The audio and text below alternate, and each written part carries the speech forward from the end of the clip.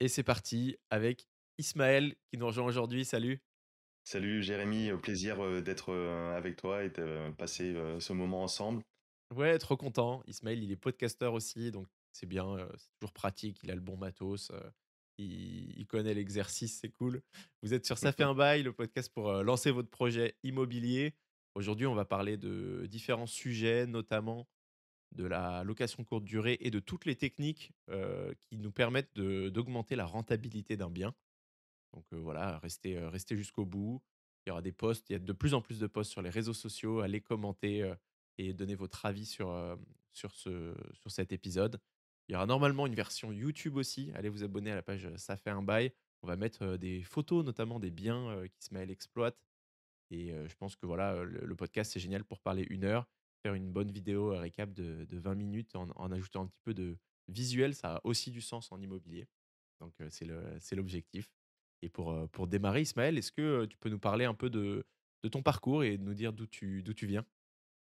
Yes, avec grand plaisir. Encore une fois, déjà, merci de m'accueillir sur ton podcast. Ça fait un bail. Comme je te l'avais dit aussi juste avant, il me permet de m'accompagner lors de mes quelques sorties footing que je fais de moins en moins, mais Oh, ça a l'air assez c'est un des régulier. objectifs. Ça a l'air assez régulier. Ouais, ouais, c'est un des objectifs de 2023 de reprendre le chemin des sentiers aussi. Donc merci pour la qualité de tes émissions et c'est vraiment cool d'être ici aujourd'hui. Pour me présenter, allez, en quelques mots, j'aime bien me définir comme un entrepreneur, un investisseur heureux déjà. Je pense que c'est important de faire les choses d'une part avec du kiff et avec du sens aussi. Euh, Moi aujourd'hui, là j'ai 37 ans, j'ai eu un parcours, comme je te disais, juste avant off, fonctionnaire d'une façon générale. À 20 ans, je m'engage chez les sapeurs-pompiers de Paris. Donc là, en l'occurrence militaire, et après, je migre vers Lille, dans le nord de la France, où je poursuis ce chemin chez les pompiers, mais en qualité de fonctionnaire. Et ça pendant un peu plus de 16 ans. Et étant originaire de Poitiers, ayant mes proches, etc., et puis j'aspirais à revenir dans la région. Maintenant, ça fait donc 3 ans, suite à un parcours d'investissement qui s'est construit notamment autour de l'immobilier petit à petit. Au bout de ces 16 ans, on va dire, de salariat, j'avais un patrimoine et j'ai mis en place certaines choses qui m'ont permis, en tout cas, de switcher, de démissionner maintenant il y a 3 ans pour revenir m'installer dans la région à Poitiers avec ma famille, mes deux filles notamment, et m'occuper un petit peu de tout ça. OK, très bien. Tu étais déjà, quand tu étais pompier, c'était à Poitiers? Alors Ou oui, ouais, OK, en fait, à Poitiers, je faisais les allers-retours en étant pompier à Paris. Il y a un système de garde, on d'accord. travaille 24, 48, 72 heures où on est posté en caserne. Et donc je bossais, je prenais mon petit sac à dos, j'allais prendre le train et je passais mes 3 jours de garde, une, 2 ou 3 journées de garde à Paris. Et après, mes journées de repos, je revenais à Poitiers. Donc ça pendant 6 ans. Et après, j'ai migré donc de sapeur-pompier militaire, donc Paris, à fonctionnaire, donc passer un concours sapeur-pompier professionnel, concours de la fonction publique. Et donc j'ai été après recruté euh, au service départemental du Nord. Ce sont les départements qui recrutent pour les pompiers fonctionnaires. Et j'ai été donc muté à côté de Lille où j'y ai vécu 10 ans là pour le coup.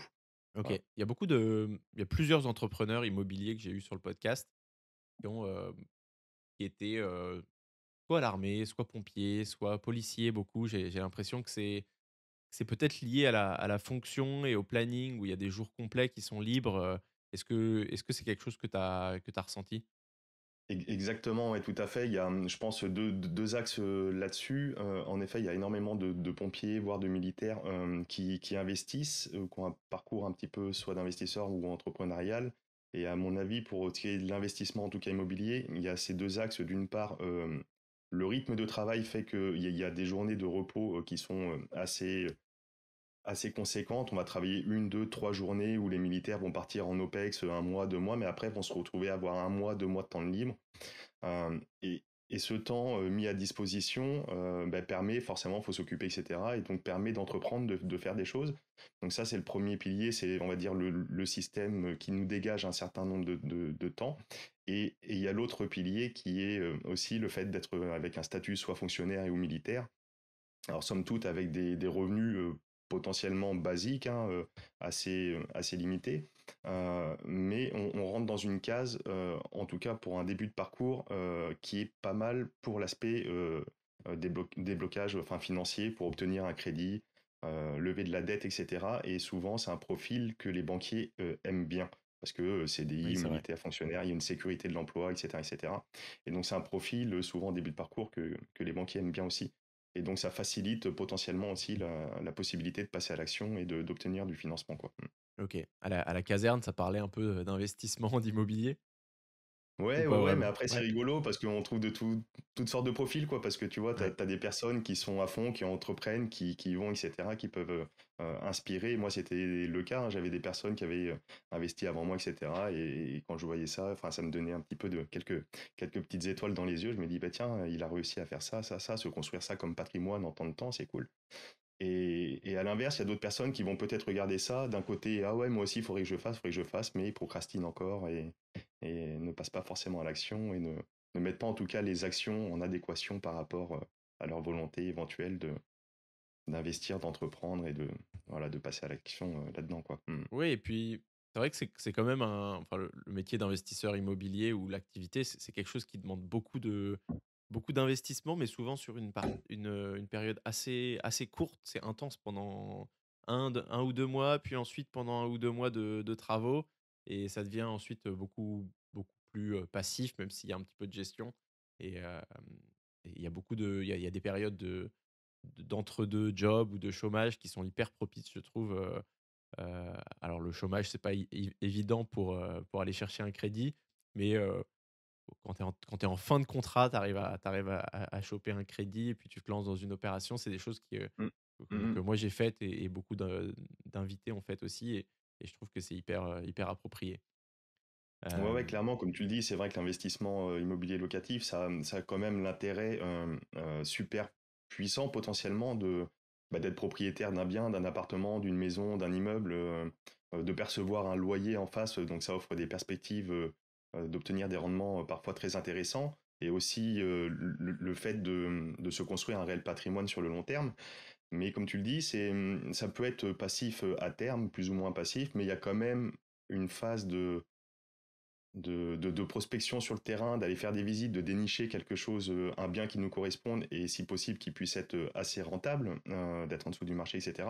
Donc ça demande quand même un investissement pour d'une part connaître son marché et puis après ben, se projeter, de se dire ben, tiens ce bien, je vais l'exploiter de telle manière, ce qui va faire que ben, ça va fonctionner plus ou moins ouais, ouais. Et Super. ça demande quand même de l'engagement, ouais, C'est potentiellement. quoi Mm. ce premier projet du coup c'est quoi le premier achat que tu as fait? Alors moi, le premier achat, c'était un petit appartement T2 à l'aube de mes 20 ans, simplement pour, quand je sortais de mon cocon familial, de chez mes parents, pour me loger tout simplement. Je suis passé directement par la case acquisition, donc partie de zéro, hein, j'avais peut-être 300, 400 balles d'économie sur le compte et c'est tout, j'avais mon salaire. Je me suis dit bah, que de me loger, que de mettre un loyer jeter un loyer par les fenêtres, je vais acheter tout de suite un appartement, mais sans aucune vision d'investissement long terme, hein. J'avais juste cette notion de dire je veux pas acheter un loyer par les fenêtres. C'était la seule chose qui m'animait à l'époque quand j'ai fait cette recherche. J'ai étudié pendant 1 mois, 2 mois l'ensemble des petites annonces, à l'époque même sur les journaux, donc il y avait le Bon Coin déjà, hein, mais même sur les journaux, etc. J'ai réussi à me faire à peu près une idée du prix de ce qu'on pouvait trouver. J'ai trouvé un petit appartement qui me correspondait, qui était dans un budget qui me semblait à peu près cohérent. Et je suis allé à la banque premier rendez-vous, encore une fois, avec un bon profil, zéro emprunt, etc., un revenu déjà installé, période d'essai, enfin terminée, etc. Et donc j'ai eu le financement. Et donc ce petit appartement T2 qui m'a permis, moi, de base, de me loger. Et au cours de mon parcours, après, j'ai dû donc partir à Lille, comme je te l'ai expliqué. Et donc, ce logement, je me suis posé la question, ben maintenant, qu'est-ce que j'en fais? Soit je le loue, soit je le vends. J'avais ces deux options. J'ai décidé de le louer. Et là, j'ai vraiment commencé à comprendre le mécanisme un petit peu de l'investissement pour construire d'une part un patrimoine sur le long terme. Parce que d'un côté, on voit le crédit, la ligne du crédit, bah, ça se décompose en deux parties, hein, toutes simples, le remboursement du capital et les intérêts qui partent à la banque comme ça dans le vent. Et en face, il y a le loyer du locataire qui vient prendre tout ou partie en charge de ce crédit. Et donc, chaque mois qui passe, ben, on voit ce capital restendu, comme on dit, qui diminue, qui diminue, qui diminue. Voilà, donc ça, c'était le premier, Et, le premier et investissement à 20 ans. t'en penses quoi aujourd'hui, maintenant que tu as plus d'expérience d'un point de vue en tant qu'investisseur, il y a cette grande question de faut-il acheter sa résidence principale. Qu'est-ce que tu recommandes de ce point de vue-là? Alors, oui, tout est bon, j'ai envie de dire. Il n'y a pas de. Je pense qu'il n'y a pas de vérité. C'est vrai que souvent, j'aime à dire qu'on est dans un monde binaire, soit c'est bon, soit c'est pas bon, etc. Alors, d'entrée de jeu, je dirais que tout est bon, ça dépend ce qui correspond. Moi, d'entrée de jeu, j'avais acheté cet appartement qui était ma résidence principale. À l'heure d'aujourd'hui, là où je te parle, ici, moi, je suis locataire de ma résidence principale. Ça m'empêche pas d'avoir un patrimoine à côté, etc. Euh, je serai certainement de nouveau propriétaire d'une résidence principale prochainement, mais tout est bon. La résidence principale, pour moi, c'est intéressant. Par contre, il faut le voir quand même avec un œil d'investisseur. Alors, la fonction première d'une résidence principale, c'est quand même de se loger, de se construire avec sa famille, avec voilà, éventuellement son conjoint, sa conjointe, éventuellement des enfants. Donc, c'est important quand même d'avoir toutes les commodités pour remplir la fonction primaire, je pense, de la chose. Mais indépendamment de ça, si on peut allier d'une part la fonctionnalité, donc d'être dans un endroit qui nous plaît, avec des commodités proches des écoles, etc., dans une ville où on a décidé de vivre, dans un quartier, donc ça c'est cool. Mais si en plus on peut lier le côté vision investissement, bah, ça peut être intéressant parce que si on arrive à accumuler d'une part le fait du confort, etc., et deuxièmement de faire une acquisition en dessous du prix du marché, bah, le jour où on part et où on doit vendre, bah, c'est tout bénef parce qu'on va potentiellement réaliser une belle plus-value avec le capital qui se sera amorti et on sait très bien que sur la résidence principale, c'est exonéré d'imposition et donc bah, là on peut faire potentiellement des très belles culbutes quoi. Ouais, c'est mon Donc ça peut regret être une de très très bonne chose quoi. c'est mon regret de pas avoir profité de ce levier-là, en effet, de l'achat-revente en Mm. tant que Mm, mm. résidence principale, même si c'est pas forcément, voilà, prévu dès le début, mais tu achètes, tu essayes de faire une belle opération à l'achat, tu vis un peu dedans et tu finis par, revendre et te faire, bah, j'ai eu des cas sur le podcast, ou ailleurs. J'ai eu des cas sur le podcast de quelques dizaines de milliers, mais j'ai entendu, d'autres investisseurs, en off où on parle de plusieurs centaines de milliers, même sur des grandes maisons, il y a des possibilités qui sont assez dingues et du coup non fiscalisées, donc c'est idéal. Clairement, clairement, et ça peut être fait assez rapidement. Après, il faut peut-être pas s'amuser à les enchaîner parce qu'à un moment Oui, donné, les bien sûr. personnes vont se faire attraper par la patrouille, être qualifiées, marchands de biens, etc., potentiellement avec des amendes, enfin bref. Mais ça peut, si ça se fait dans le cadre d'un cursus de vie assez classique, ça peut s'expliquer. Et comme tu dis, ouais, il peut y avoir des culbutes assez impressionnantes, hein. 50, 100 Super. 000 euros, 150 000 euros, enfin en fonction, c'est pas Tes délirant, ouais. tes opérations, suivantes, du coup, c'est quand est-ce que tu as commencé, du coup, vraiment à investir avec, une optique, d'investisseur? Ben, en fait, un petit peu tout au long de ce parcours, donc au début, comme je te le disais, sans aucune ambition particulière, si ce n'est que de ne pas jeter le loyer par les fenêtres. Et après, on voit que ça fonctionne avec la première mise en place de ce premier locataire. Donc on réitère l'opération sur le même schéma avec un nouvel appartement, petit T2 sur Poitiers, donc tu vois, ville moyenne, etc. Et donc nickel, ça recommence, hop, ça marche bien, pas de vacances locatives, ça tourne bien, etc. Et après, je me suis même refinancé ce premier bien où j'ai refinancé avec ma compagne. On a créé une SCI. Je l'ai mise dedans parce que le premier bien, j'avais acheté tout seul. Ce qui m'a permis à cette époque-là de me dégager de la trésorerie parce que j'étais arrivé à 7-8 ans de remboursement. Et donc, cette trésorerie, suite au rachat, bah, ça m'a permis d'une part de repartir sur un nouvel effet de levier bancaire sur ce premier bien. J'avais ce deuxième qui tournait. Et du coup, ça m'a permis d'être plus confort pour aller sur des opérations un peu plus importantes. Et là, j'ai ciblé des immeubles de rapport, du coup, toujours sur Poitiers. Et en 2018, j'ai réalisé une très très belle opération qui, elle, après, a vraiment tout déclenché, m'a permis de switcher, de démissionner des pompiers, etc., etc., et de faire d'autres opérations aussi derrière, un peu plus conséquents. Ouais. OK. Est-ce qu'on arrive à rentrer un peu dans les chiffres, et dans les détails de cette opération? Combien t'as acheté cet immeuble? Ouais, ouais, ouais, carrément, avec grand, grand plaisir. Mais alors c'est un immeuble sur Poitiers qui est vraiment en face de la gare, un ancien hôtel particulier qui est assez charmant avec des belles hauteurs de sous-plafond, des moulures, etc. C'était un immeuble de 5 appartements, 350 mètres carrés ou 320 mètres carrés, quelque chose comme ça. J'ai plus les chiffres exacts parce qu'avec les différentes opérations, mais c'est 320 mètres carrés, c'est ça, et 350 000 euros. On était à 1000 euros du mètre, un tout petit peu au-dessus, sur un marché au moment où c'était acheté qui était à peu près à 1500 euros du mètre à Poitiers. D'accord. Euh, un immeuble où j'ai fait simplement 20 000 euros de travaux dedans sur juste la rénovation de deux petits appartements. En fait, il n'y avait que ça à faire sur 300 mètres carrés. C'était tout Super. nickel, etc. Et donc vraiment en très très bon état. Et ce que j'ai fait tout de suite, c'est que j'ai créé une copropriété, j'ai divisé le bien, donc il y avait 5 appartements et j'en ai revendu un tout de suite. Pour plusieurs raisons. D'une part, me sortir du cash tout de suite, d'être un peu plus liquide. Deuxièmement, de faire tout de suite une plus-value sur le bien, me sécuriser. Et en plus, j'ai revendu un bien qui était intéressant pour justement une résidence principale, pour un effet coup de cœur, etc. Mais qui, en termes de locatif, était peut-être pas forcément le plus approprié par rapport à ce que je souhaitais en faire, en tout cas. Donc là, c'était un appartement de 90 mètres carrés, le dernier étage, belle hauteur sous plafond, des poutres apparentes, etc. Et simplement 90 mètres carrés, simplement 2 chambres dedans, D'accord. et avec une petite mezzanine. Et donc ça faisait vraiment très très très très grande surface, mais par exemple pour de la colocation, c'était pas idéal parce qu'il y a que 2 chambres. Il aurait fallu lui faire des travaux un peu plus conséquents et la configuration permettait pas forcément de créer une troisième chambre. Enfin bref.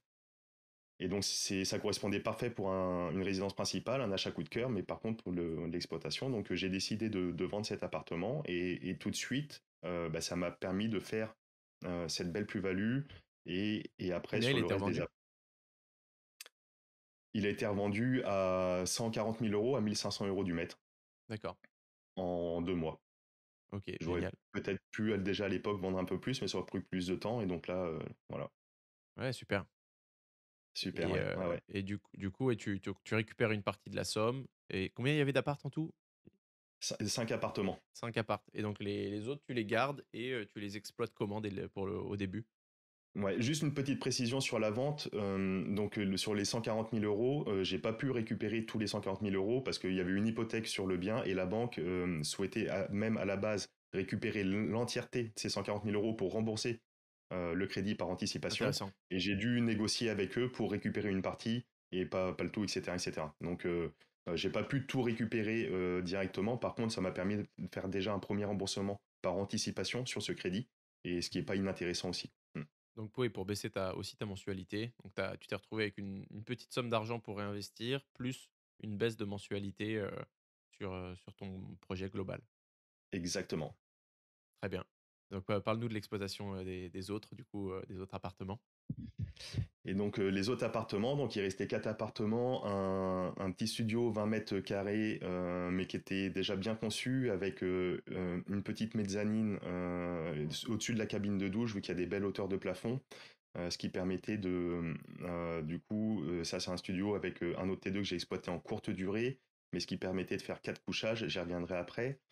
Il y avait un autre appartement, donc un T2 40 mètres carrés avec une petite terrasse sur cour, etc. Donc c'est vraiment intéressant aussi. Et après, premier et deuxième étage, des copier-coller, 2 appartements T4, 85 mètres carrés, 3 chambres, dont une chambre de 20 mètres carrés avec une petite douche privative dans la chambre, etc. Et pareil, avec des belles hauteurs de plafond, moulures. Donc quelque chose d'assez charmant. Et donc je suis parti dans l'optique d'exploiter les 2 appartements T4 en 3 chambres en mode colocation et les 2 petits appartements en mode courte durée. D'accord. Euh, voilà. Et le tout à distance. À cette époque, j'étais encore pompier fonctionnaire dans le Nord.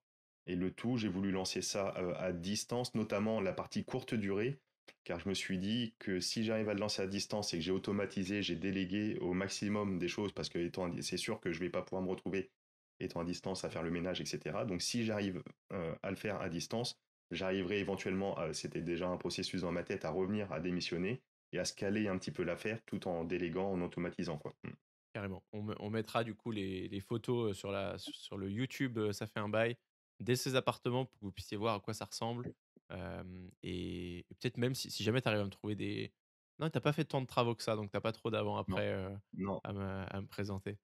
Mais, peut-être tu non. peut-être quand même rajouté de la déco, des choses, qui permettaient de créer le coup de cœur sur la location courte durée. Vu qu'on va parler dans cet épisode d'augmenter la rentabilité, bah, je sais que ça passe en partie par, voilà, cette optimisation et cette, décoration et cetera. Comment tu justement, comment tu aménages, les colocs et les locations courte durée pour que cette rentabilité, elle soit maximum? Exactement, ben dans un premier temps, ben il faut déjà tout meubler. C'est quand même pas une mince affaire de meubler quasiment 300 mètres carrés. Au début, Ouais. j'ai fait ça tout seul avec mes petits bras, etc. Donc, bah, tu commandes des meubles un peu à droite à gauche sur les sites, c'est Discount. J'avais regardé aussi un peu du côté de Easy Immobilier, des solutions en ligne, où tu fais le tour des magasins. Euh, Aujourd'hui, pour aller plus vite, je pense que je prendrais une solution un peu packagée, type Easy Immobilier où tu reçois l'ensemble en un, 2, 3 colis et terminé, voire prendre une option montage. Parce que quand même, ça prend du temps, de l'énergie, etc. Donc, bah, pour ceux qui sont fans de bricolage, de montage, allez-y, faites-le. Mais pour les autres, pourquoi Ouais, pas j'ai trouver des solutions. ouais, j'aime bien le montage en général, c'est le seul truc que je délègue pas, mais ça demande énormément de temps, plus de temps qu'on ne l'imagine, C'est ça, ouais. et il y a la partie aussi choix de la décoration, choix des meubles, et être en veille constante pour trouver la bonne affaire, le meilleur rapport qualité-prix et cetera. Ça demande beaucoup de temps. Donc, là-dessus, il C'est ça. faut que vous sachiez, rentrer un peu en introspection et savoir, ce que vous avez envie. Est-ce que vous vous sentez aussi de faire une belle déco finalement, de mettre votre touche, votre patte sur cette décoration? Il y a il y a des gens qui ont très bon goût, qui arrivent à bien identifier, bien trouver, bien associer les matières et cetera. D'autres qui y arrivent beaucoup moins. Moi, je me fais aider par ma copine, qui fait ça beaucoup mieux que moi. Et c'est peut-être C'est pour ça, ça que je exactement, tout pareil, ouais. que je prends pas les packs, tout prêts, mais je comprends tellement le temps que ça peut faire gagner. Heu Exactement, et quand je parle de pack tout prêt, je veux pas dire s'arrêter forcément ici. Après, comme tu le dis, de mettre sa patte, je pense que c'est ouais, intéressant et de donner une identité et puis on va s'adresser à un certain type de public. Après, on peut aller loin, même faire, pourquoi pas des établissements ou des logements à thème, etc. Ça se fait beaucoup. Enfin, ouais, on peut pousser le truc, mais ce que je voulais dire par là, c'est pourquoi pas prendre un pack, c'est dans le point de vue logistique sur le gros, et après mettre sa petite touche, sa petite patte. ouais, Ce sont des choses basiques. Après, on le voit maintenant aujourd'hui, c'est démocratisé, mais ne serait-ce que mettre un coussin coloré sur un canapé, ça vient trancher. Bah, d'une part, il y a l'effet confort, coussin supplémentaire. Coloré qui donne une touche qui peut être raccord avec un rideau, un simple rideau, hein, c'est pas grand chose, mais ça, plus ça, plus ça. Aujourd'hui, ça s'est démocratisé, mais il y a peut-être 5, 10 ans, c'était tout nouveau et les gens disaient waouh, c'est vrai que c'est sympa quoi. Et donc là, on peut pousser le vice. Après, il y a des décorateurs d'intérieur sur Pinterest, il y a beaucoup d'idées. Je vais pas être forcément le plus créatif moi là-dessus, mais comme tu dis, c'est de se faire accompagner, soit sa compagne, soit des personnes, des créateurs, des décorateurs d'intérieur, etc. On peut faire des effets de lumière avec des miroirs, donner de la profondeur avec même des trompe-l'œil, etc. Il y a tellement de choses, des tapisseries plus ou moins 3D, etc., enfin en relief, enfin il y a vraiment énormément de possibilités et après c'est libre recours à l'imagination. Dans mon cas, c'était encore une fois, vu que c'était un ancien hôtel particulier, il y avait déjà les moulures, un parquet ancien, etc. Déjà assez sympa. J'ai pas voulu trop charger, j'ai voulu faire au plus simple, minimaliste, épuré. Et ça a fonctionné très très bien. Après, j'ai la chance aussi, j'avais développé une activité de photographie aussi. C'est un des domaines que j'adore aussi. Et donc, j'ai pu aussi moi-même réaliser les photos qui seraient à revoir aujourd'hui, hein. Je ne prends pas le temps parce que ça tourne très très bien, mais qui déjà à l'époque étaient intéressantes avec aussi du matériel grand angle, mais sans apporter de déformation. Ça peut être le problème des fois qu'on peut avoir sur des annonces où on se dit mince, il est marqué studio ouais. 15 mètres carrés, j'ai l'impression que c'est un palace et qui est tout courbé. J'en ai Donc, vu des comme ça, ouais. Des exactement. fisheye. Donc là, j'avais cette possibilité déjà de faire du grand angle, mais sans ce qu'on appelle la distorsion, etc. Donc, pour vraiment avoir une visu complète, mais tout en étant réel et approprié par rapport au bien. Et après, ben voilà, travailler son annonce, etc., etc. Et ça vient tout seul. Mais si tu veux qu'on développe comment faire pour vraiment. Ouais, bah, écoute, c'est un alors peut-être on termine peut-être sur les chiffres et les combien tu arrives à louer? Comme ça, on identifie un petit peu un taux de rentabilité sur cette opération et Ouais, et ouais, voir ouais. ce que c'est une belle OP et ensuite on rentrera dans ces conseils, plus détaillés pour aller faire passer d'un 5 classique en immobilier à un 10, 12, 13, 14, 15, peut-être 20, 50, 100. On verra ce qu'on peut faire. Exactement. Donc sur ce bien, c'était encore une fois donc 350 mètres carrés, 320 mètres carrés, acheté 350 000 euros, et qui était loué 30 000 euros à l'année sur l'ensemble des biens, ou 27 000 euros, quelque chose comme ça. Ce qui était assez faible par rapport aux possibilités, dans le sens où, par exemple, les colocations étaient, elles, louées 690 euros, les derniers baux. C'est un bien que j'ai eu l'opportunité de récupérer tout vide en plus. J'ai pu en faire tout ce que je voulais tout de suite. D'accord. Mais les derniers baux étaient à 690 euros pour les colocations, où là, j'ai fait trois chambres entre 400 et 480 euros. Donc j'étais à 1280 euros pour les trois chambres tout de suite. OK, donc tu as Donc ça multiplié m'a par demandé un 2. petit investissement, exactement, Ouais, tu as multiplié par 2 les revenus par un et en demi, investi deux. en investissant un petit peu et en exploitant à la chambre, avec des baux individuels ou un bail collectif? Comment tu Non, en bail individuel, ouais, ouais, ouais, OK. ouais, ouais. Tout en bail individuel, comme ça une liberté pour les colocataires, vu qu'il y Ouais, a, enfin, tout le monde avait, enfin, pour les premiers ils allaient arriver en même temps, mais après j'étais dans une optique où tout le monde pouvait partir plus ou moins comme il veut et au moins ça n'engage pas les autres, etc. Donc j'aime bien la notion un peu de liberté aussi, de bien que sûr. les gens soient libres de faire un peu ce qu'ils veulent et donc non, non, je suis parti sur des baux individuels. Mais voilà, donc rien que le fait de le faire en colocation, bon après toi tu es assez expert sur le sujet, mais tout de suite c'est un des moyens qui peut potentiellement venir booster la rentabilité. Et pour ce qui est des appartements courte durée, donc j'avais cette appréhension avant de me lancer, peut-être comme beaucoup, est-ce que ça va fonctionner? Oui, non. Euh, Quel taux de remplissage je vais avoir? Quel chiffre je vais faire dans le mois? Et je me souviens, ce que j'avais lancé ça, c'était le 1er juin. Et du 1er juin au 30 septembre, sur les 4 mois, sur les deux logements, je crois que j'ai eu que simplement 3 nuits qui n'ont pas été louées. D'accord. Et donc, dès le premier jour, dès la première fois que j'ai mis mon annonce, etc., qui était disponible sur Booking, Airbnb, les plateformes, ça a marché tout de suite. Donc, j'étais en confiance, etc. Et là, on est sur des chiffres qui étaient entre 1500 et 2000 euros par mois sur un petit studio qui peut se louer, qui se louait avant 250 euros par la personne, qui Ah pouvait oui, se louer là en nu 350 euros facilement, mais qui là faisait un chiffre entre 1500 et 2000 euros par mois. Et pareil pour le T2. OK. Du coup, on passe de 300 à 1 500. Voilà. Donc là, c'est quasiment un x5, quoi. x5 Ouais. en chiffres. Ça demande un petit peu d'investissement, un petit peu, il y a un petit peu de charges supplémentaires parce qu'on va meubler le bien, on va faire une annonce, il y aura des frais de gestion, de ménage notamment. Mais quand même, il en reste quand même pas mal. On peut faire x3 facilement, net, net de charges, net d'impôts, on va dire. Ouais, c'est impressionnant et tes moyennes aujourd'hui, elles se sont maintenues autour de 1 500-2 000 € par mois ou quand tu lisses sur l'année, du coup, c'est peut-être un petit peu plus bas quelle est la rentabilité, enfin les revenus mensuels, moyens de ces appartements en location courte durée? Mais écoute, ça me fait plaisir que tu me poses la question parce que je me dis que j'ai pas travaillé pour rien ce matin, j'ai révisé mes fiches. Ah ouais, super. Euh, C'est vrai que j'ai et en ça plus, tombe bien vu. j'ai oublié de te demander et je me suis dit: «Ah ouais, là, j'espère que c'est encore en tête». Non, non, et du coup, ça tombe bien vu que j'avais fait le bilan, donc là, à la fin de l'année, j'aime bien le faire sur chaque fin d'année. Et donc, je reprends mon petit tableur Excel sur,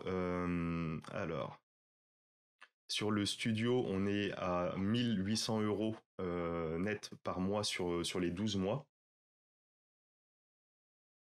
Voilà, avec 23 nuits en moyenne de remplissage. On est à Hop. combien, Et pardon? sur Ça a le coupé, je sais T2, pas si, sur le studio, on est à 1800 euros avec OK, 23 nuits.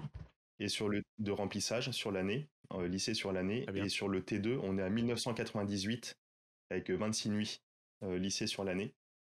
Voilà.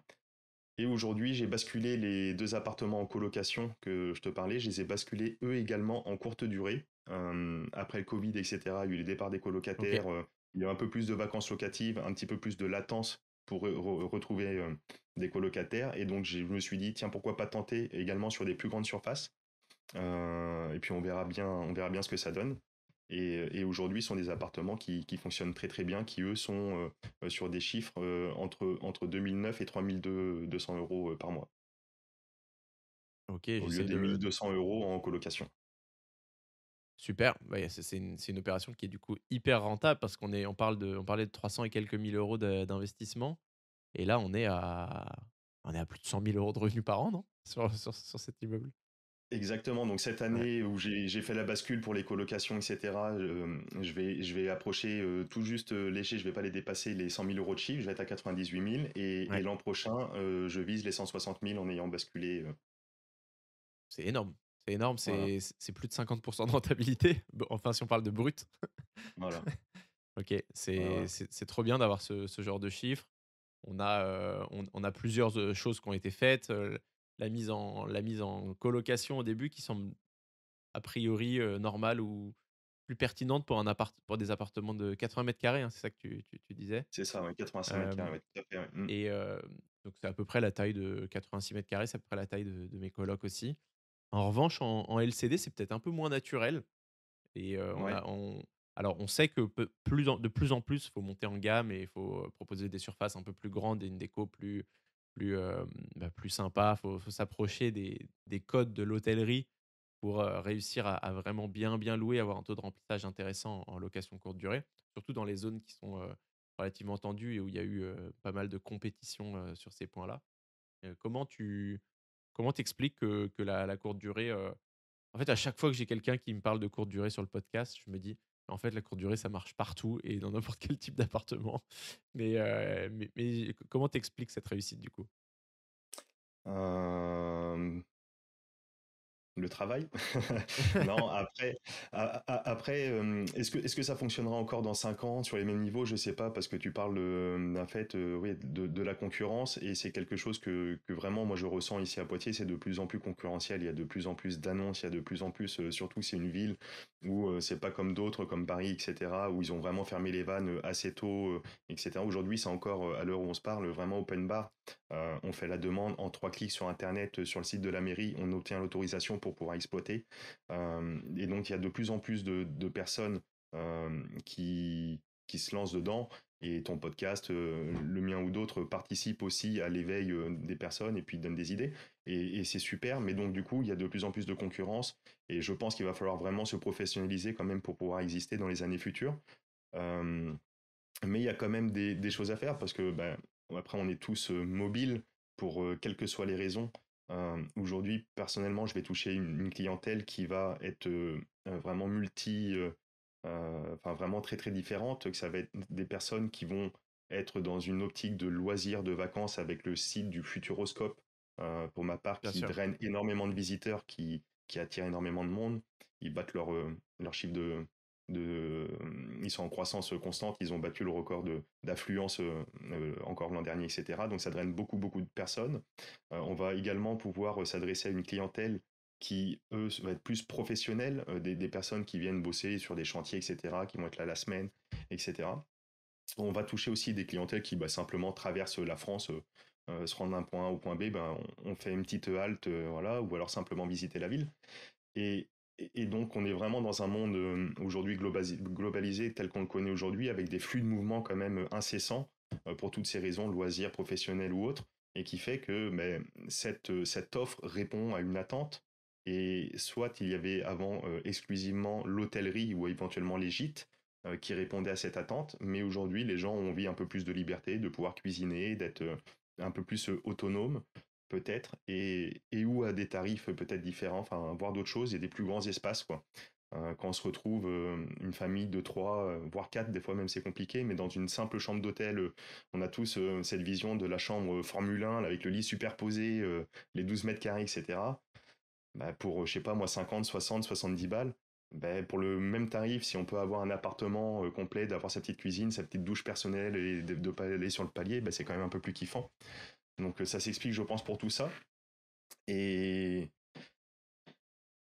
et je C'est pense que intéressant oui, d'avoir ceux qui d'avoir se ces professionnels. Mm, plusieurs points d'intérêt, surtout ce que je retiens de ce que tu me dis, c'est que voilà, il y a le Futuroscope, mais pas que finalement, il y a aussi ouais, des entreprises, un pôle économique qui est important. Il y a une ville, je sais pas combien il y a d'habitants à Poitiers, mais ça reste une grande ville et c'est Ouais, tous c'est ça, ces on a éléments. sur grosso modo 80 000 habitants et 100 000 Ouais. avec les étudiants, grosso modo, un ordre d'idée. Mmh, mmh mh. Les universités et cetera, donc il y a un peu ce triangle à se créer, je pense, pour, un triangle de sécurité qui va être, avoir Exactement. au moins 2 ou 3 points d'intérêt parce qu'on ne sait jamais ce qui peut arriver, moi, ça fait des années que je me dis parce que j'ai grandi à côté de Disneyland, ça fait des années que je me dis: «Enfin, faudrait absolument que je fasse de la location, courte durée à côté de chez mes parents vers Disneyland» et pourtant Disneyland, on parle de milliards d'investissements par an, et même comme ça, je me dis: «Mais je me lance pas parce qu'on sait jamais, on sait demain, enfin, les parcs Disney, pour la plupart, sont pas rentables, il me semble et du coup, ça fait un peu flipper, Mhm. quoi, de te dire: «J'achète là-bas et si demain Disney ferme, toutes les communes autour, vont perdre 30 ou 40 de leur prix, de leur valeur» et du coup, Alors c'est bon, il faut sûr, mais faut si se je peux me rassurer, permettre, quoi. je pense que tu as dit deux choses très très Ouais, intéressantes. La première, c'est toujours, je pense, intéressant de ne pas s'appuyer que sur une seule source, ouais, on va dire, d'afflux de visiteurs. Et on l'a vu pendant la période Covid. Le Futuroscope, tu vois, il a 10 minutes de Poitiers. Il n'est pas sur Poitiers, il est sur la commune de Chasseneuil. C'est à 10 kilomètres à 10 minutes. Et tu as énormément de personnes qui font de la location courte durée dans cette petite ville vraiment à côté. Et pendant le Covid, etc., le Futuroscope était fermé là pendant un an. Ben eux, ils ont fait zéro, un chiffre de zéro. Tout le monde a fermé la clé ouais. sous la porte, etc., pendant un an. Tandis que pour ma part, j'ai cette chance d'être vraiment à Poitiers au niveau de la gare, etc. Et même pendant cette période de Covid, soit j'avais plus du tout l'affluence de clients, de visiteurs du Futuroscope, mais il y avait toujours cette activité économique des gens qui allaient travailler, etc. Et il y avait des personnes qui avaient besoin d'avoir le logement sur des durées un peu plus longues, etc. Et donc sur toute cette période de Covid, et je me souviens même sur le premier confinement très très strict qu'on a connu, ben, je faisais 60% de remplissage, qui était exceptionnel, pendant que beaucoup malheureusement étaient obligés de fermer parce que s'appuyer comme ça sur une seule source de trafic est liée au tourisme. Donc encore une fois, c'est ce qui s'applique un petit peu à tous les domaines, et je pense que les auditeurs de ton émission sont déjà assez éveillés là-dessus, mais de ne pas s'appuyer que sur une seule source de revenus, mais de ne pas s'appuyer que sur d'une seule source non plus de trafic, etc. Dans le cadre de la courte durée, c'est important. Par contre, toutes celles et tous ceux qui peuvent avoir des craintes, et tu l'exprimes, bah, je sais pas, j'ose pas trop me lancer, etc. Un des avantages super puissants que je trouve de la location courte durée, c'est qu'on peut le tester, on peut le goûter sans aucun risque, à mon sens. Le seul risque, c'est de dire, allez, j'ai investi dans l'immobilier, etc. Mais si ça ne fonctionne pas, c'est l'avantage de la courte durée. On n'est pas lié par un bail, on n'est pas lié par quelque chose. On peut récupérer, on est maître de son bien. Et indépendamment de l'exploitation, avec le rendement, les chiffres que on parlait tout à l'heure pour Imager, qui sont extraordinaires, c'est super. Donc ça fait du cash flow, etc. C'est une belle machine. Mais indépendamment de ça, on est maître de son bien, et ça c'est super puissant. Parce que d'une, ça nous permet de tester. Si ça fonctionne pas, ben merci, au revoir, je retourne à la colocation, je retourne à la location nue. Et ça peut aussi permettre d'être un super moyen pour aussi valoriser le bien, et dans le cadre de l'achat-revente. Tu veux, ou même d'une vente tout court, hein, sans avoir une optique de faire de l'achat-revente, mais quelqu'un qui souhaiterait vendre son bien, qui aujourd'hui a un locataire, etc., il va peut-être être bloqué à travers le locataire parce que soit le bail est trop long, ça ne correspond pas à des gens qui voudraient être en résidence principale, etc. Ben, le fait de récupérer son bien éventuellement, de le mettre en courte durée, ben, le temps du processus de vente, déjà on va pouvoir le vendre à tout le monde, à des personnes qui souhaitent investir comme ils l'entendent, à des personnes qui souhaitent le récupérer pour la résidence principale, enfin bref, ça offre toutes les possibilités parce qu'on n'est pas régi par un bail. Et en plus, on fait potentiellement un peu de homestaging, etc. Vu que c'est meublé, qu'on accueille du client, on a fait les choses bien, et ça valorise aussi le bien. Et donc, ça peut être une bonne stratégie aussi pour des personnes qui souhaitent mettre en vente et valoriser un bien dans un but de le vendre un peu mieux aussi. Ouais. Mm. OK, hyper intéressant.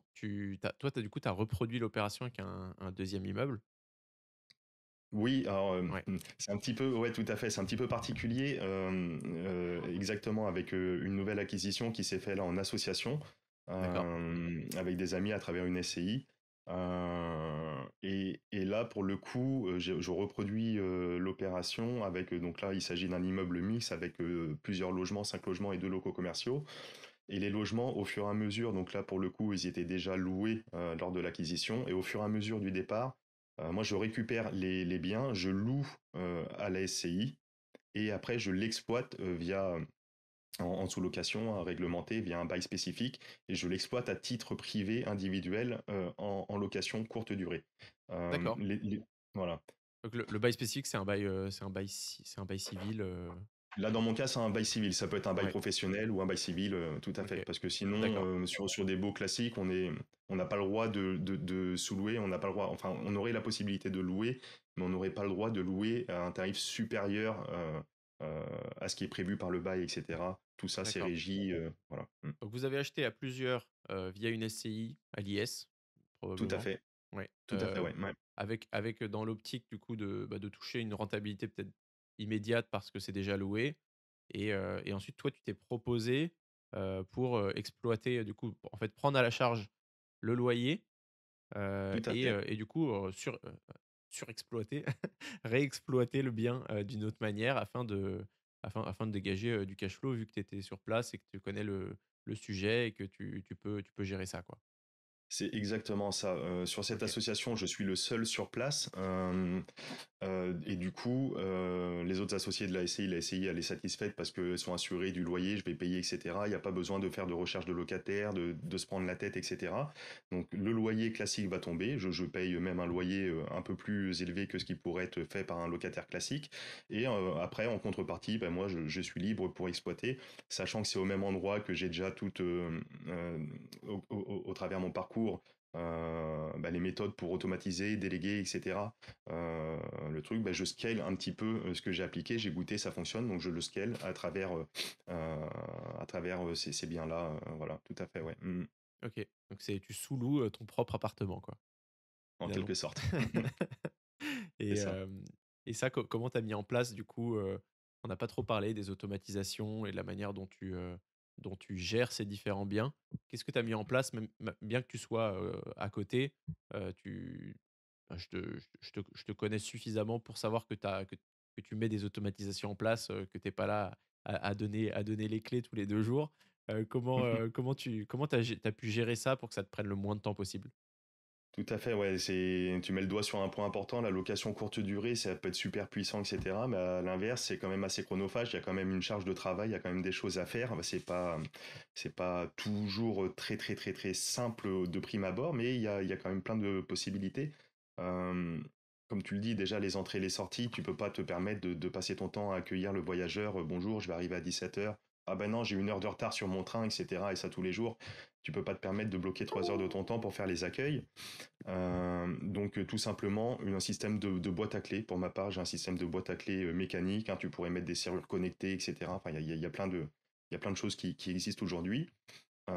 Et avec aussi des messages automatisés à la réservation. Donc sur les plateformes, il y a un message automatisé qui part au voyageur pour confirmer la réservation, lui c'était la bienvenue sur son séjour. Donc quoi, il va bien recevoir l'ensemble des instructions tel jour, qu'il s'agit d'une entrée automatisée, que le linge de lit, les serviettes, etc. sont fournis, euh, pour éviter d'avoir à répondre à 36 000 questions que tout le monde se pose. Et d'avoir ce processus d'action de messages automatisés comme ça, etc., ça permet de se délester. Alors, de temps en temps, et là, c'est toujours moi qui gère cette partie, j'ai un petit coup de fil, j'arrive pas à rentrer, ceci, cela, parce que la personne n'a pas vu son message dans Booking ou sur son mail ou autre, mais ça reste, somme toute, assez limité quand même. Ok, très bien. J'imagine, un channel manager qui te permet de gérer tout ça. Exactement. Et donc là, il y a l'autre partie, il y a la partie, on va dire, channel manager, le logiciel, le chef d'orchestre qui permet de plusieurs choses. D'une part, de synchroniser les différents calendriers parce que c'est intéressant d'exister sur différentes plateformes, Airbnb, Booking, il y en a d'autres. Et aussi en direct, de pouvoir faire en direct, c'est très très important aussi, hein, ce qui permet de s'exonérer des frais Booking, Airbnb qui prennent 18, 17, 18, 19% en fonction de ce qu'on fait. Et donc un channel manager qui permet de faire le chef d'orchestre, de synchroniser tout ça, l'ensemble des calendriers, l'envoi des messages automatiques, de gérer aussi les prix, la différence de prix, parce que forcément, sur une période creuse ou à l'avance, on va être sur un tarif différent, mais s'il y a un événement, pour mon cas, il y a le marathon du Futuroscope qui est, je crois que c'est le 21 mai, mais sur ce week-end, je sais qu'il va y avoir une affluence, etc.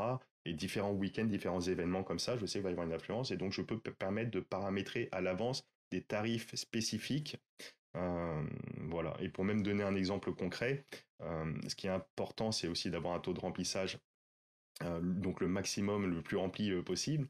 Mais c'est éviter aussi des frais de ménage, etc., ce qui est une charge quand même assez importante.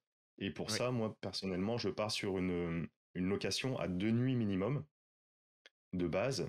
Mais avec le Channel Manager, j'ai pu mettre en place que 10 jours avant, donc de aujourd'hui jusque dans 10 jours, il y a la possibilité pour les voyageurs de réserver qu'une nuit. Ça a le double effet. D'une part, si j'ai des trous entre deux réservations, ben, la personne a réservé lundi, mardi et jeudi, vendredi, ben, j'ai le mercredi tout seul au milieu, mais je préfère quand même avoir quelqu'un que personne. Donc ça permet d'ouvrir le calendrier là, et où, si j'ai personne tout court, ben, permet d'ouvrir à une nuit. Et tout ça, on peut le mettre en place, automatisé, de mettre en place, et comme ça, automatiquement, ça va se déclencher, etc., etc., etc. Donc il y a ce channel manager, le cas échéant, à prendre un petit peu en place, mais aujourd'hui, il y a soit des formations qui existent sur tel ou tel type de channel manager, ou soit les channel managers eux-mêmes qui, en proposant leur solution, vous accompagnent pour mettre en place tout ça ça c'est assez super facilement, parce que quoi. c'est vraiment des choses qui peuvent pas être faites enfin, à la main. À la main, ça Et serait trop chronophage. on peut pas y déroger. C'est Beds 24 que tu utilises toi? Exactement, ouais, ouais, ouais. Pour ma Ouais, part, moi, ok, j'utilise Bet24, ouais, ouais, ouais. trop bien. Bon bah voilà, on n'est pas sponsorisé, mais t'es pas le premier à l'utiliser. Je crois que c'est un bon outil. Moi, je me suis pas encore lancé, mais je trouve ça hyper intéressant aussi d'aller faire du yield management, aller trouver les bons prix pour les bons moments, etc. Et ce choix de faire, tu vois, justement, il y a un prix minimum où finalement tu as même peut-être pas envie de louer, parce que je sais pas combien te coûte le ménage. Comment tu as trouvé d'ailleurs les prestataires qui gèrent peut-être la partie, souvent c'est ménage et petits bricolage ou galères un peu plus techniques. Exactement. Comment tu Alors, t'organises toi là-dessus? exactement, s'il y a un point clé vraiment, pour ma part, la plus grande des difficultés, ou en tout cas la clé de réussite de ce business model, c'est vraiment de trouver un prestataire de qualité. Pour moi, c'est la clé de voûte. De mettre en place, de s'approprier le channel manager, de trouver un bien, si on a un investisseur, etc., on va trouver quelque chose, de pouvoir l'exploiter, de faire une annonce. Tout ça, c'est relativement assez simple, on va dire, mais vraiment la clé de voûte qui va permettre de pérenniser ce type de business, c'est de trouver un prestataire vraiment de confiance. Euh, je souhaite vraiment insister là-dessus parce que c'est vraiment très très important. Et pour ma part, j'ai eu la chance quand j'avais lancé ça donc à distance, d'avoir une amie, malheureusement pour elle, à l'arrivée en chômage parce que a bossé pour un ophtalmo qui partait à la retraite, etc. Donc elle était en chômage technique, ou je ne sais plus, enfin le terme. Et donc elle avait besoin de s'occuper, besoin de revenus, etc. Et je lui ai dit, bah, tiens, si ça t'intéresse, je vais avoir des logements, est-ce que tu peux me dépanner, etc. Et donc on a fait ça quelques temps, un petit peu comme ça. Et après, bah, vu que j'ai voulu scaler, m'organiser pour grossir, j'ai voulu quand même cadrer tout ça. Et forcément, après, il y a l'imposition, enfin bref, il y a différents régimes fiscaux. Et je voulais quand même avoir de la charge, etc. Et donc, je suis passé par une prestataire qui, elle, déclarée auto-entrepreneuse, pardon, et qui me gère ça vraiment d'une main de maître. Et encore une fois, avec le Channel Manager, il y a les possibilités d'envoyer automatiquement le planning des réservations à la personne, etc. Et qui voit automatiquement quand est-ce qu'elle doit faire pour intervenir. Et après, bah, il suffit de mettre en place le contrat ensemble, et voilà. Mais vraiment d'avoir une personne de confiance qui, d'une part, va faire le taf correctement, de nettoyage, etc. De gestion du linge, qui n'est pas forcément non plus évident. Euh, Il y a donc des moi, machines dans tes appartements? exactement. Alors, j'ai des Ouais, machines qui servent et pour les voyageurs s'ils le souhaitent, et pour la prestataire OK. si le temps qu'elle fasse le ménage peut utiliser les machines pour commencer à gagner du temps, et après elle va juste en laverie si elle le souhaite pour faire sécher, ou chez elle, ou utilise le sèche-linge, et elle reste un peu l'appartement à revient. Mais au moins il y a les outils nécessaires. Alors pas dans tous les logements, il y en a qui sont plus petits et c'est pas le petit studio dont je te parlais. Il n'y a pas de machine, c'est pas adapté, mais pour les autres, et donc s'arranger comme ça. Et donc ça peut être une solution. Ou alors carrément, je suis dans l'optique de me poser la question, est-ce que sur le deuxième immeuble par exemple que j'ai, qui est accolé au premier, euh, il y a une cour, et dans le fond de cette cour, il y a une remise pour l'instant qui n'est pas exploitée, qui à terme sera certainement créée en habitation. Mais en attendant, est-ce que je ne créerai pas une laverie en plus dedans, qui d'une pourrait servir en termes de laverie automatique, et deux pour ce business-là. Alors peut-être qu'avec simplement silo en LCD, ça serait peut-être trop court, etc. Mais je me pose la question. Et donc il y a plusieurs voilà, façons de faire, mais vraiment de trouver quelqu'un de confiance qui puisse faire un ménage de qualité, etc. Parce qu'après, même, c'est important pour le client d'être reçu, d'être en confiance quand on va chez les gens, en Airbnb, en Booking, etc. On veut être sûr de dormir dans une bonne literie, le ménage est fait. Enfin, voilà, c'est la base. Ouais, bien sûr. Et mettre une machine lavante séchante, dans un appartement, a priori, c'est peut-être pas suffisant parce que justement, ça prend plus de temps que dans une laverie et du coup, la femme de ménage doit rester plus longtemps. C'est ça la problématique?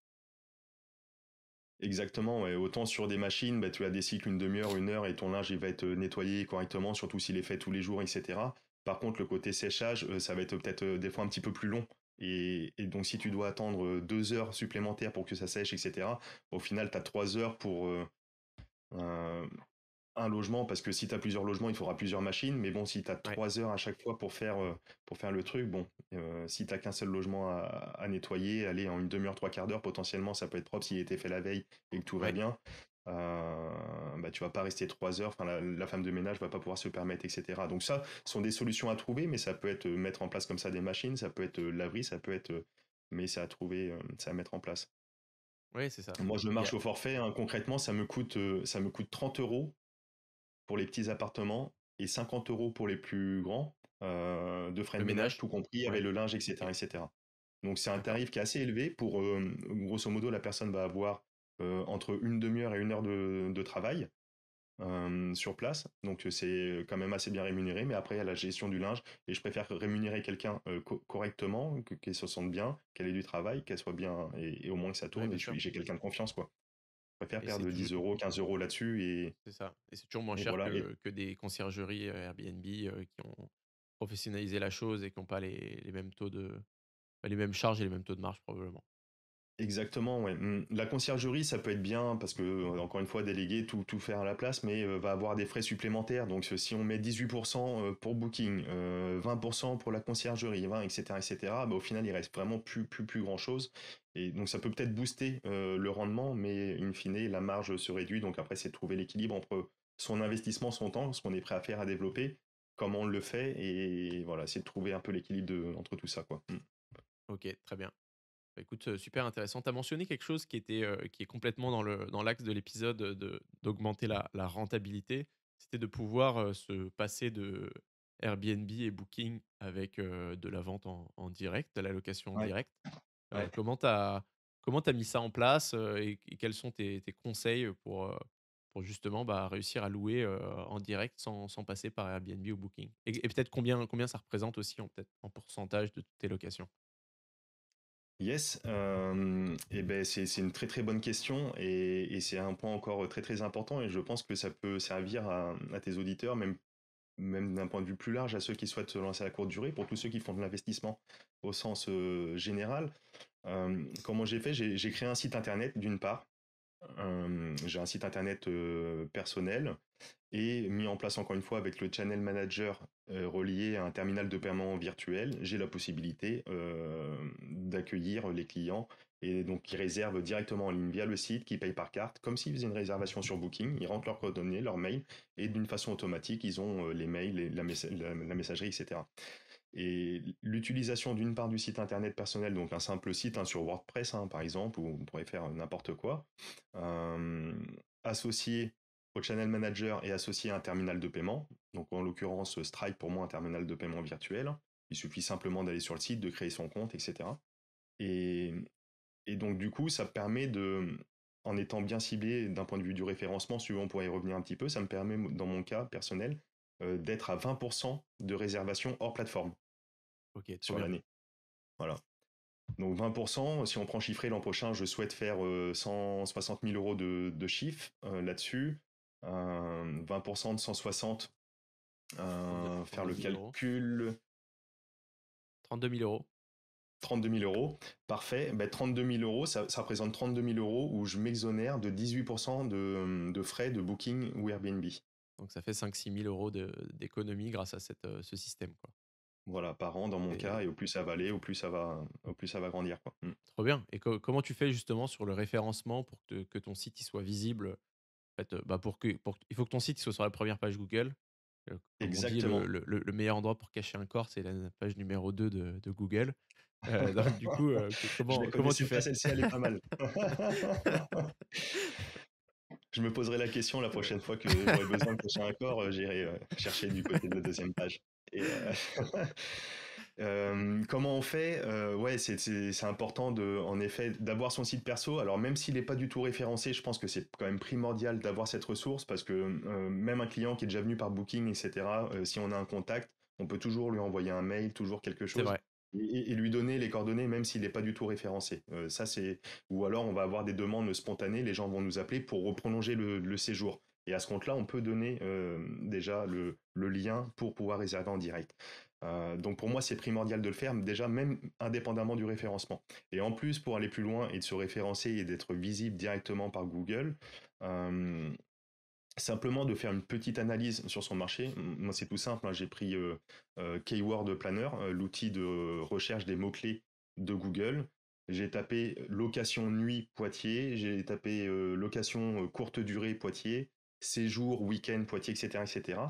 J'ai tapé tout ça et Google va te faire des propositions de différents types de mots-clés qui sont plus ou moins tapés sur les thèmes que tu recherches. Et ce qui ressortait pour moi, c'était appart, hôtel, Poitiers. C'est vraiment les mots-clés qui sont sur ce D'accord. domaine, taper le plus, etc. Et donc j'ai ciblé tout mon référencement là-dessus. J'ai même créé un site internet avec cette URL, appart-hôtel-poitiers.com, ce qui permet tout de suite Super. d'être bien positionné. Et associé à ça, très important, de créer aussi une fiche, pour moi je pense que c'est important, une fiche Google My Business en 3 clics, c'est gratuit. Et aujourd'hui, les fiches Google My Business apparaissent même avant les sites. Alors, dans un premier temps, quand tu ouvres Google, tu tapes n'importe quoi, tu as les annonces, les sites sponsorisés. Donc là, les gens qui payent pour les campagnes, Google Ads et tout. Et après, tu as tout de suite les fiches Google My Business. Et ensuite, tu as le site internet. Donc pour moi, même avant d'avoir le site internet, c'est déjà d'avoir une page Google My Business. Et encore une fois, sur les mots-clés qui sont ciblés. Complètement. Tout Et puis là, simplement. tu peux pousser quelques avis. Donc sur le My Business, c'est là où vous voyez le bouton vers pour l'itinéraire pour aller vers un endroit. Il y a aussi les avis, les commentaires des personnes. J'imagine que tu as une petite stratégie aussi pour pousser les gens à laisser des commentaires. Exactement. Alors, au début, je me posais la question, est-ce que à chaque client, je leur demande de mettre un avis à la suite du séjour, etc. Et au final, j'ai pris la décision de ne pas le faire de façon automatique, dans le sens où, d'une façon générale, j'ai pu voir, et sur Airbnb et sur Booking, alors je suis vraiment très très satisfait de mes avis, hein, sur tous les logements, je tourne vers 9 sur 10 sur Booking ou 5 étoiles sur Airbnb.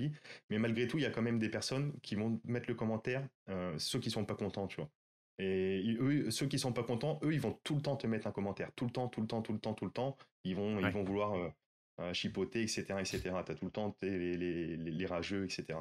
Et Ouais. donc, je me suis dit que si je propose le commentaire, la personne ne va pas forcément le faire. Par contre, le mec qui est pas content, lui, il va tout de suite le faire. Donc, Ouais. je le fais pas. Par contre, j'ai mis en place un message comme ça qui est déjà préinstallé. Et à chaque fois que je reçois un 10 sur 10 ou un 5 étoiles, là, je l'envoie manuellement à la personne pour l'inviter à le faire. Mais ça, c'est une stratégie que j'ai mis en Ok. place que depuis peu. Donc Donc j'attends de voir les fruits.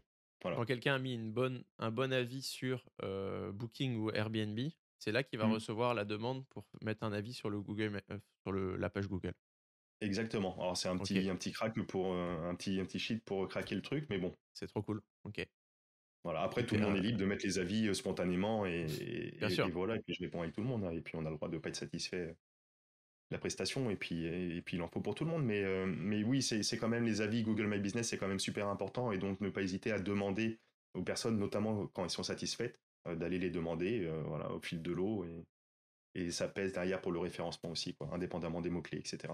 Mm.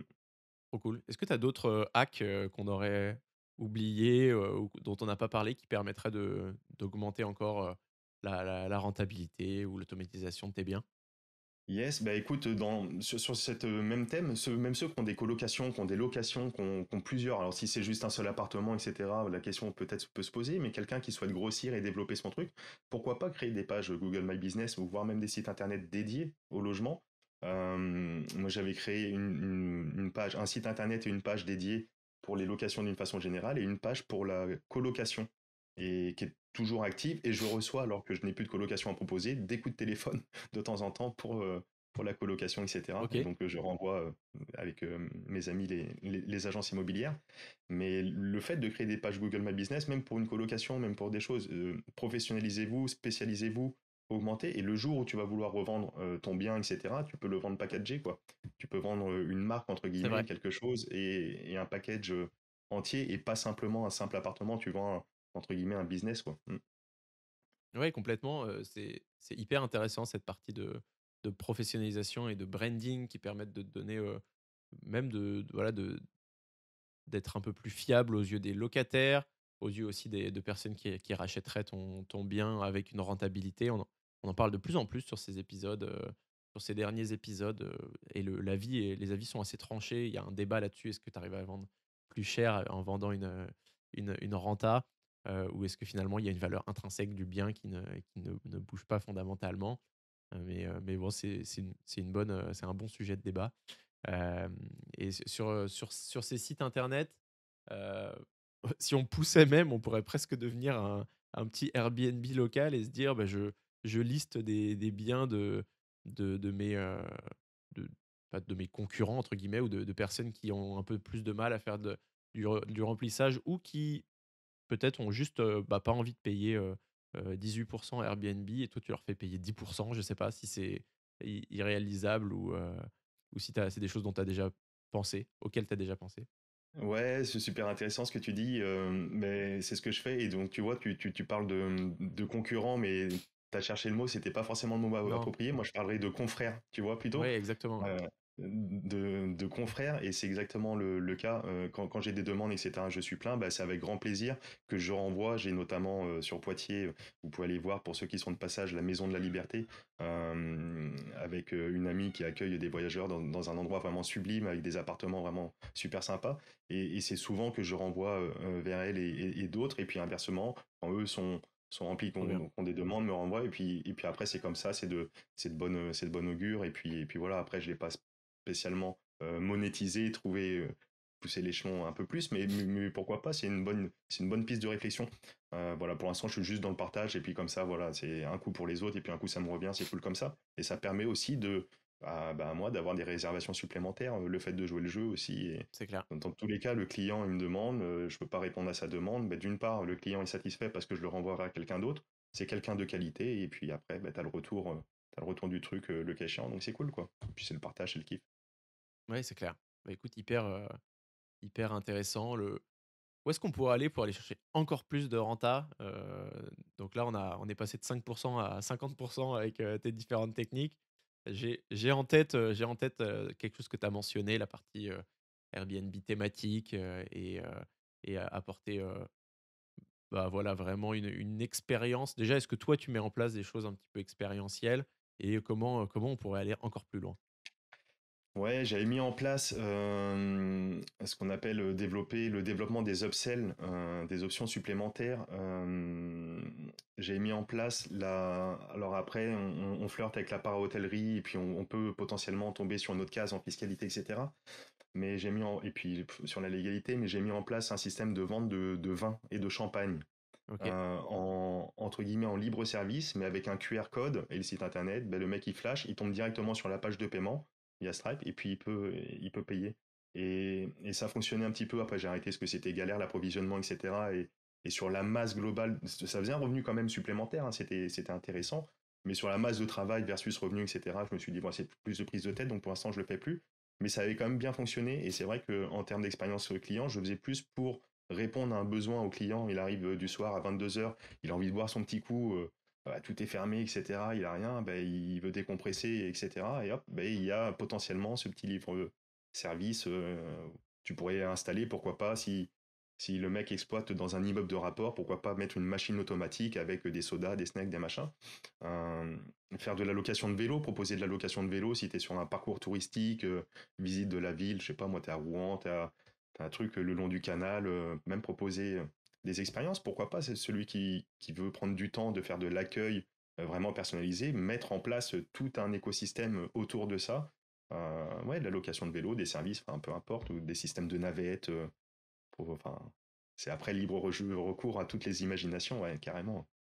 ouais, et le Airbnb thématique, type, Vraiment faire une décoration hyper marquée sur, les années 90, sur, peut-être, tu vois, de toi qui as des grands apparts, futuroscope, ça pourrait être un peu, quelque chose dans l'ambiance un peu futuroscope. Ouais, carrément, ouais. Et il y a aussi beaucoup d'appart un peu, hyper cosy, cocooning, love room, en fonction du degré, Les love qu'on rooms, met ça a cartonné d'un moment donné, où ça cartonne toujours. où on met des jacuzzis et cetera. Alors ça, c'est en général, c'est bien de les mettre en rez-de-chaussée parce que c'est un certain poids, le jacuzzi.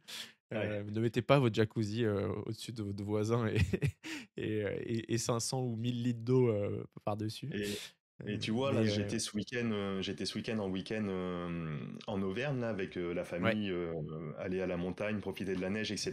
Et on avait loué un chalet en Airbnb, là, un mec, et c'était intéressant parce que il avait trois chalets, enfin, au même endroit, il avait trois logements, 9 personnes, 6 personnes, et je sais plus combien. Et il avait fait un espace commun, un peu comme du co-living Airbnb, c'est-à-dire ouais, qu'il y avait les appartements qui étaient indépendants, tout confort, cuisine, etc. C'était cool.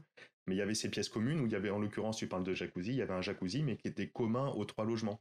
Il y OK. avait, donc après, avec des créneaux, tu réserves, etc. Il y avait un espace, table de ping-pong, machin, relaxation, musique, enfin bref. Et il y avait tout cet espace commun. Et que de faire un espace commun, enfin, ou un petit plus pour chaque logement qui va être onéreux, mettre un jacuzzi dans chaque logement, etc. Ben là, ça peut permettre de vendre ton logement quel qu'il soit. Les trois logements sont vendus entre guillemets avec le jacuzzi, et pourtant, c'est partagé, les frais, etc. sont amortis sur plusieurs trucs. Donc ça, j'ai trouvé Ouais, c'est l'idée clair. super malin, super astucieux. Ouais, c'est un petit Center Park, quoi, finalement. Tu te Ouais, un petit retrouves truc, avec, tu vois, à son échelle, franchement, et c'est ouais, c'est beau. cool. C'est trop bien. Ouais, c'est des beaux projets. Je suis un mec, américain qui s'appelle Kai Andrew et qui fait ce qu'il appelle du land hacking. Donc en gros, il se base surtout sur des projets avec beaucoup de terre, des grands trucs que tu peux acheter. Il parle aussi de ce triangle. Lui, il achète entre 3 villes souvent. Il essaie d'être au centre de 3 grandes villes, mais quand même bien, bien perdu aux États-Unis, mais donc pas très cher. Et après, il essaie de développer justement, le maximum de lignes de revenus différentes. Donc, il va avoir cette petite activité, en effet, piscine ou ferme écologique ou pédagogique. Ouais, Il va ouais. avoir des petites cabanes dans les arbres, des yurts ou des machins. Et il va essayer de créer tout plein de synergies autour de ça. Et c'est pour ça que je parlais tout à l'heure de 100%, 200% de rentabilité. Lui, enfin, il présente parfois des projets qui ont complètement exploser les plafonds, enfin des trucs qui sont rentabilisés en quelques mois. Et au début, on se rend compte on se dit que c'est un peu bullshit. Mais bah, après, c'est l'entrepreneuriat, hein, c'est plus vraiment de l'immobilier, mais c'est véritablement de l'entrepreneuriat, quoi. Ouais, et si on peut allier les deux, tant mieux, quoi. Et puis, je Exactement. pense que faire les choses qui nous fassent vibrer, qui nous fassent kiffer, quoi. Ça sert à rien de faire un truc que t'aimes, je sais pas, années 80, si on en a rien à foutre, si on n'est pas animé par le truc. Enfin, je pense qu'il faut vibrer, faut prendre du plaisir sur le chemin de l'investissement, quoi. C'est important. Trop bien. Qu'est-ce qui te fait kiffer, Ismaël, pour 2023 et pour la suite, pour clôturer cet épisode? Eh ben, de continuer sur cette voie, d'aller exposer, de continuer à aller exposer ces chiffres, comme je t'ai dit. Et puis, ce qui va me faire vibrer, c'est vraiment des projets d'achat-revente et de partage, encore une fois, comme je t'explique un petit peu. Je vais avoir vraiment des projets de co-investissement et de faire participer, que ce soit les auditeurs de mon podcast sur la bonne fortune ou d'autres, à des investissements en commun pour aller faire de la rentabilité, mais à plusieurs, et de passer sur des projets vraiment un peu plus importants et vraiment sexy, ouais. Trop Mais bien. plus peut-être en mode achat-revente. On n'a pas beaucoup parlé de la bonne fortune. Quand est-ce que donc c'est un podcast que tu as lancé, et qui parle d'investissement de manière assez générale. Comment tu t'es lancé? Et je crois que ça va reprendre un peu cette année, donc parce qu'il y a eu une petite pause là de quelques mois. Parle-nous un Yes. peu de la bonne fortune. Yes, yes, ouais, bah en deux mots, c'est un podcast qui a vu le jour il y a un an et demi, quelque chose comme ça. Et bah, encore une fois, bah, passionné par tous ces thèmes d'investissement, parce que soit il y a l'immobilier, mais derrière, avec le fruit de la vente, bah, on est bien content. Qu'est-ce qu'on fait de cet argent? Bah, donc, on va s'intéresser sur d'autres domaines, et puis histoire de se diversifier. Donc, on aborde avec des invités tous les domaines de l'investissement, on va dire, avec une vision 360. Ça va être de l'immobilier, mais ça peut être sur du locatif. Quel type de locatif? Ça va être sur de l'achat-revente. Ça va être sur de la bourse, PEA, pas PEA, compte titre, ETF. Ça va être sur enfin, les marchés financiers d'une façon générale, les cryptoactifs. même si on en parle beaucoup moins, c'est rigolo de voir qu'il y a beaucoup moins de personnes qui parlent de cryptoactifs aujourd'hui, que c'est beaucoup moins la hype, mais je pense que ça peut apporter, en tout cas toute la technologie de la blockchain, apporter énormément. Et donc on brosse tous ces sujets, le private equity, le crowdfunding, investir dans la transition énergétique, etc. etc. Et cetera. Et l'idée, c'est vraiment de donner les clés aux auditeurs, vraiment en fonction de leur appétence, en fonction de leur kiff, en fonction de leur fiscalité aussi, ce que ça pèse, des clés pour qu'ils puissent investir en fonction de leurs choix, leurs objectifs, et d'obtenir surtout des résultats en fonction de ces objectifs. Et voilà, et le kiff du partage, de partager, tu vois, comme toi tu le fais sur ton émission. Et je trouve ça super de pouvoir échanger, puis partager les connaissances, et puis de continuer à apprendre sur ce chemin aussi. Voilà, et comme tu l'as dit, il y a eu une petite pause parce que 2022, il y a eu pas mal de projets perso à avancer. J'ai dû faire des choix, et là, bien chaud en 2023 pour reprendre. Voilà, et puis d'être accompagné. On aura l'occasion d'en discuter aussi avec tout ce que tu fais, toi, à propos de d'une part ton podcast et puis ton studio, Echoes Studio, qui cartonne aussi. Et donc, voilà, au plaisir de se faire accompagner aussi par tes soins, et d'avancer, puis de partager ensemble. Voilà, on parlait de confrères tout à l'heure, tu vois. Et Ouais, bah écoute, confrère ça revient. d'immobilier et de podcast, donc c'est trop Voilà. cool. Merci, merci Ismaël, ça beaucoup de valeur le road to, 50 ou 100 de rentabilité. Je trouve ça, ça sera peut-être le titre de l'épisode et puis on se retrouve très vite sur ton podcast peut-être. On parlait de faire éventuellement un épisode, croisé et Yes. aller découvrir ce podcast qui est un très bon podcast sur l'investissement immo. Il y en a pas encore assez, hein, continuez à vous lancer. Il y a pas de concurrence, sur ces podcasts-là, dans la mesure où aujourd'hui on n'a pas encore assez de moi j'écoute du podcast tous les jours et en fait, au bout de 3 ou 4 jours, j'ai fait tout le contenu de ma semaine qui est sorti et je me retrouve Super. à plus en avoir assez donc voilà, c'est des super projets. Continuez à documenter ce que vous faites sur l'investissement parce que, c'est hyper intéressant et ce partage-là, il a beaucoup de valeur. Merci, Super. merci Ismaël. Avec grand plaisir. Si je peux me permettre juste un dernier petit Bien mot à sûr. tous les auditeurs du podcast justement de Ça fait un bail, allez lui mettre un 5 étoiles sur Apple Podcast, sur Spotify, sur YouTube, où que vous êtes, mettez des cœurs, des j'aime, des Trop loves, cool. et des commentaires. C'est important parce que Jérémy il bosse super, comme beaucoup, il prend son temps, son énergie, etc. Donc pour vous, ça vous coûte 30 secondes, et pour lui, ça lui apporte beaucoup, pour voilà, le remercier pour tout ce qu'il fait. Donc n'hésitez pas à Ah bah, lui ça me mettre des touche, likes de partout. ça me touche. Merci, merci Ismaël. Yes. Salut, à bientôt pour un nouvel épisode et bah, écoutez, voilà, lancez-vous, faites des projets, si vous avez peur de pas réussir la location courte durée, bah, regardez dans votre appart RP peut-être, vous partez en vacances 2 semaines, vous le mettez en loc, vous voyez ce que ça donne, ça vous rassurera et ça vous mettra peut-être, un pied dedans et c'est des bons moyens de diminuer les risques, de se rassurer et surtout de surmonter ces peurs-là et puis voilà, bah, bonne semaine à tous. Salut. Yes.